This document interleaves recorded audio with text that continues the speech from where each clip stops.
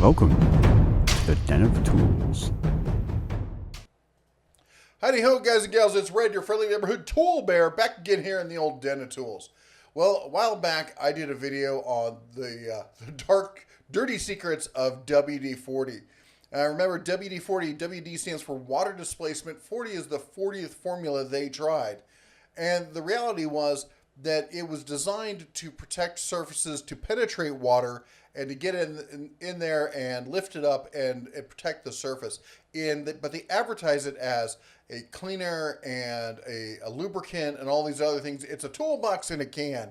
And I think I clearly debunked their claim on that. Well, the guys and gals over at, now get this, Interflon, with their product, the Fin Super, saw my video and said, you know what, we realize you don't care much for the WD-40 there. We think you'd like our product and we want to sponsor one of your videos.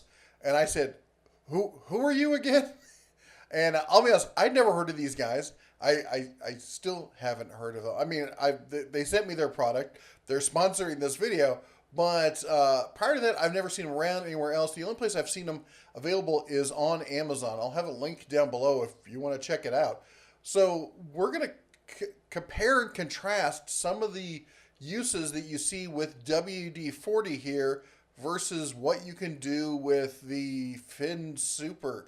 I feel like it should be like a Mega Shark or something on there. I don't know. If you get Super Fin, get it? Anyway. Point of the matter is that they say that it's a long-lasting lubricant, that it's ideal for anything that moves. Cycles, fishing rods, guns, tools. Repels moisture and dirt while providing super low friction, transparent, non-staining, odorless, and it dries to a solid film with no sticky residue. Well, let's take a look and see what it can do. Okay, out in the desert, it's kind of hard to find things that are rusted or get things to rust. So it's taken some time, but I was able to coerce this pan into getting a nice coat of rust on it. So we're going to apply WD-40 to the right half of it, and then we're going to apply the Interflon Fin Super to the left half. I tried to get as equal a coating and put a whole bunch on there, and then basically we just let it sit for 24 hours to see how it did. So it sat overnight, it baked in the afternoon sun in Vegas, and just wanted to see, without any elbow grease or anything else, just by putting these on there, was there a visual effect? How much lubricant was left? How did it handle the rust? Basically just to compare and contrast the two. There we got Fin Super on the left, WD-40 on the right. Clearly the Fin Super still has product on it. It looks like it's eaten a bit more of the rust. Maybe the angle. What do you think? Now for something truly heinous. So I didn't have any anti-seize around the shop, but I do have thermal paste, which they're not exactly the same thing, but they do have some very similar properties. And one of those is anything it touches, it adheres to, and it spreads like the plague, and it's impossible to get off. And if anybody's dealt with either of these two things, you know exactly what I'm talking about. You end up wearing half of it, and it's just a pain to try and get it off. Well, WD-40 is well known for cutting through things and getting stuff off. So here we're trying it on the top side. This is the heat sink. It's a heat pump style heat sink, and there you can see it's cutting through and getting the I think it's Arctic Silver thermal paste. I think it was the top name brand kind of stuff. I don't really remember, but it did cut through it. It did get it off. It's mostly clean. I'd say there's a light film still on there, but all right. So we gave the WD-40 a shot. Now we're going to try the Interflon Fin Super. I swear, I keep expecting a great white shark to jump into frame or something. I don't know why. Anyway, so let's attack this nastiness here and try to keep it off my paws and see what it does. And I got to say, my first impression was, whoa. Like, it cut right through it. Nice, clean, smooth swipe. It seems to do, at least as good a job. Now, if you look at those two there, to me, it looks like it's maybe 5% better, maybe 10% better than the WD-40. It definitely felt, at least to me, like it didn't leave as much of a film behind. I will say that I will probably keep a bottle around the shop, if for nothing else, than for removing thermal paste, anti-seize, and other products like this, because it seems to have just really gotten right to the quick of it, and it did, I think, a better job than the WD-40 did. I don't know, though. You're sitting there, you're third person. What are your views on it? Which one do you think you would be more likely to use? And here we have round 2 going at the CPU with this stuff. We got WD-40 up first. Now, one thing I'll say is I sprayed this onto the towel, not directly onto the chip, because the chip is sitting on a PCB, and stuff like WD-40 and whatnot can eat into that PCB. So you want to make sure you're not leaving any of these liquids sitting on that where it can destroy the interface, if you would. So anyway, just directly on the rag, give it a light swipe across. It does a good job of picking up most of it, but at this point I'm like, I should be able to see writing down there. So I don't know. Let's switch it out and try the Fin Super and see what it can do. I did find the Fin Super a little difficult to get accurate amounts out of the bottle. It seemed to be like an all or nothing kind of thing, whereas the WD-40, one swipe kind of speaks for itself. The WD-40 seemed to have a little bit more control to the nozzle. I definitely like the smart nozzle better on the WD-40 than just the basic nozzle like you see on the Fin Super. But at the end of the day, it's what gets the job done, and it got the job done. So Interflon lists this as one of their core competencies, being able to clean devices like this. This is my, let's call it summer apparel, and I'm getting it ready for the season. For when it's really hot, and when I'm going out, and when it's 120 in Vegas, you're not going to be carrying a whole lot with you. So this gets put in the pocket. There is a pocket holding device I use with it, but still there's a lot of perspiration, a lot of lint, a lot of hand oils and stuff that really get into it, and they can really gunk up carry devices like this. So cleaning this should be a fairly serious job. Let's see how it can handle it. Now, I'm not recommending that this is the way you want to clean stuff like this, but WD-40 is good as a degreaser and as a cleaner. It's one of the few things, I think it actually does a good job on. So what we're going to do is take this, and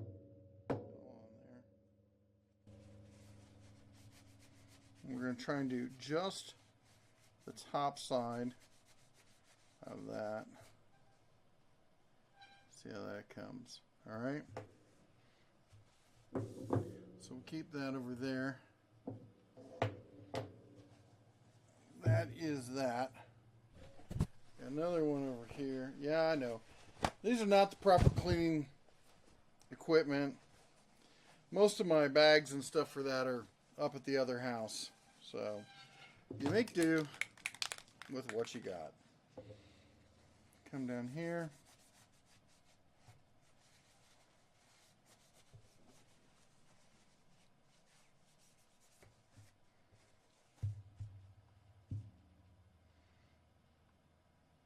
Well, looks pretty good, actually.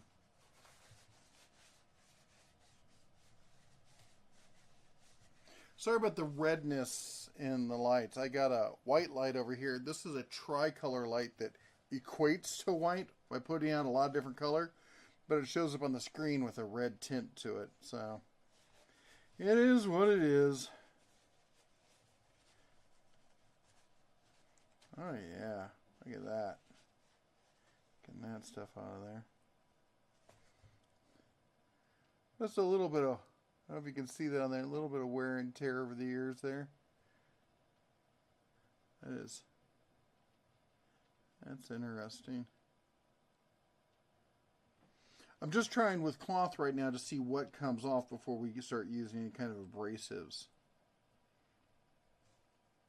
Because with abrasives, it's less likely that it's the abrasive that's cleaning it so much as it is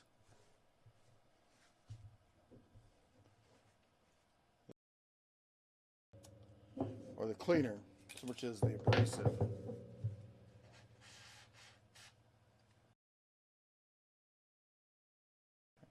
Actually, you know what we're going to do? We're going to do this.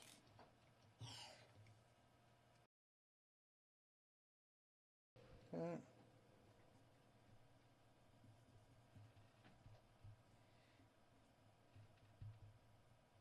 Again, this isn't instructional on how to properly clean your devices so much as this is a comparison of the cleaning ability of these two products. I chose to do it with this one because the size of the device that I'm using is small enough that I can use something that's white. You can see how much cleaning it's getting done. Doubt if you can actually see in there. Well, oh, there we go. Look at that. This hasn't been cleaned in a while. And we just went out the other day. Hold, please.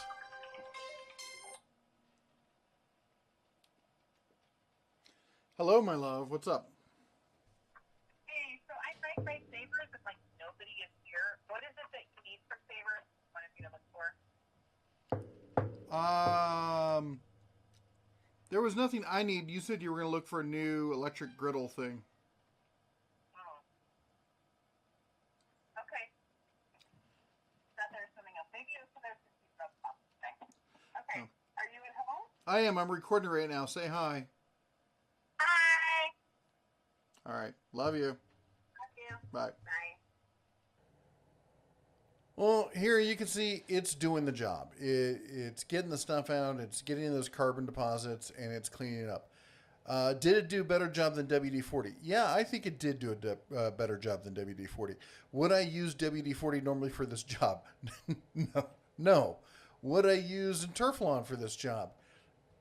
You know, it's better than some of the stuff I've used. I've tried some of those, you know, super organic, no fumes, you can do it in the house, won't offend the wife kind of stuff. And that's all well and good. But no, it's better than that. It's not as good as the really nasty chemical stuff. It just isn't. Shut up, Moto. It does get the job done, and that's what's important here. I don't know if I would buy it, or I guess I can say it. I wouldn't personally buy it specifically for this use. I wouldn't be against using it for this if it was what you had at hand and you needed to clean. It'll get the job done.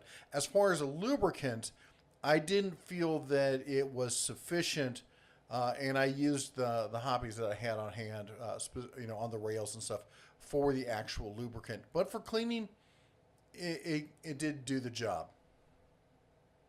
Well, there you go. There you have it. I think the takeaway from it is it's not WD-40. It's something different.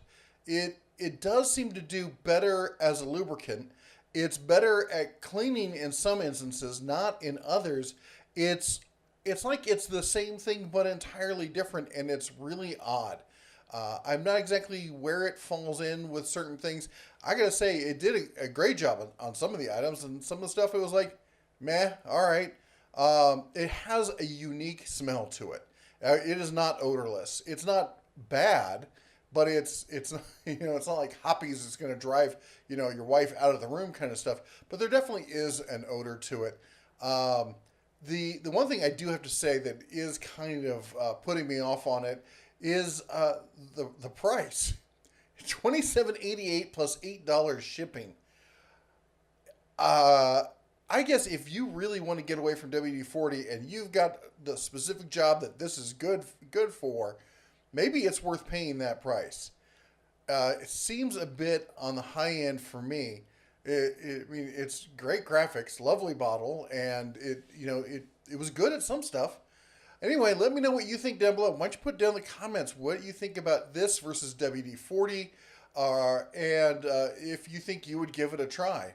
It's, as I said, it's a sponsored video, so I said I would do it, and I've kind of been sitting on it for a long time, and I apologize because I've really been trying to figure out where this kind of falls in the, as I call it, the third shelf down. That's the shelf in my shop that has all this sort of, interesting, chemical solutions for this, that, and the other thing. And I don't know, it's still going to be up there. I'm not going to throw it away because there are definitely some cases where this worked better than other things. And we'll see over the long run. We'll see how it goes. Anyway, that's all the Bear has for you today. That's all the Bear has for you today. Hope you're having a great week. Hope you're staying safe. You all take care. God bless. And as always, shine on.